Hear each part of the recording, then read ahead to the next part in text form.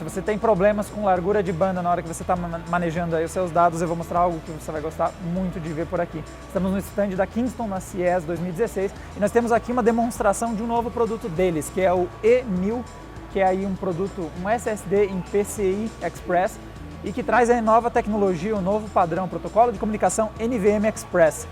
O cara é esse aqui, é uma plaquinha que você liga aí no seu slot PCI Express e ele é composto por 4 placas M.2, né, que são aqueles SSDs de um novo formato.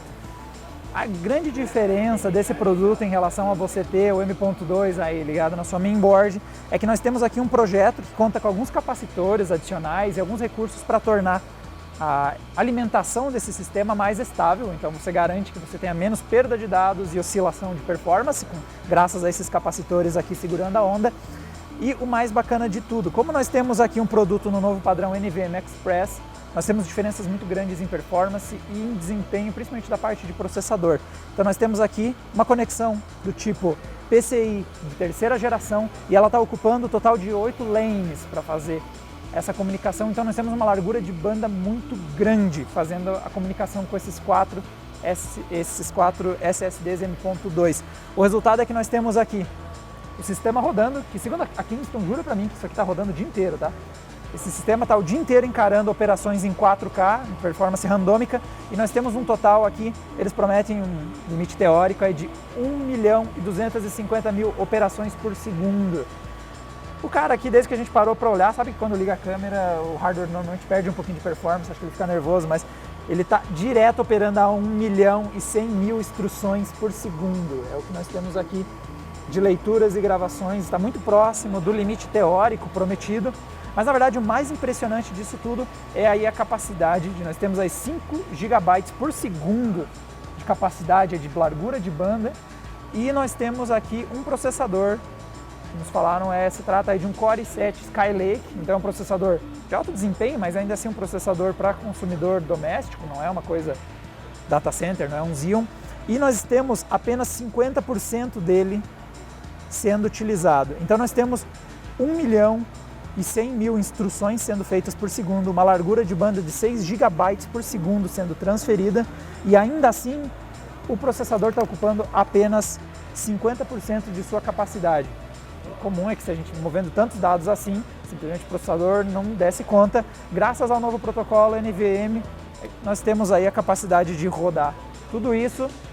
Graças às últimas otimizações, o processador não está desesperado em pânico. O detalhe é que, olha só, nós temos ele rodando em um form factor, um formato compacto. Nós temos um gabinete aqui da Lian-Li, nós temos aí então aí um gabinete restrito em termos aí de questões de aquecimento e tudo mais, e ainda assim, apesar da ventoinha estar meio desesperada aqui, está há horas esse sistema rodando em alta performance e pelo menos até eu encostar nele ele não tinha parado de funcionar. Não sei se eu vou dar azar aqui, mas parece que está tudo rodando muito bem.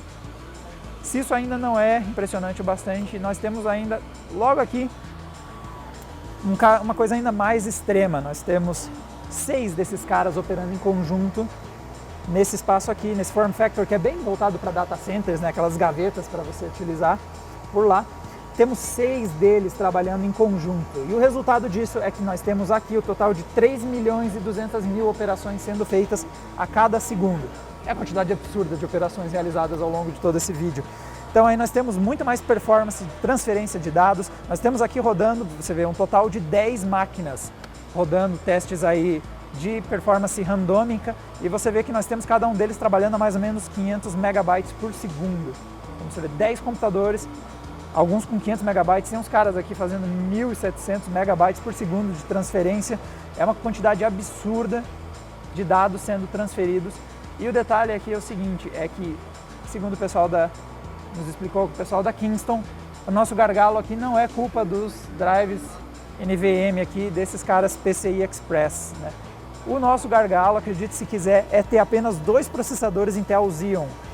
Aparentemente, para esse teste, os processadores, nós temos 2 processadores, cada um deles tem 12 núcleos, e isso não é o bastante para empurrar essa máquina mais ainda. Eles queriam pôr ainda mais drives, eles queriam ainda mais performance, mas os 2 Intel Xeon E5 não aguentaram a onda.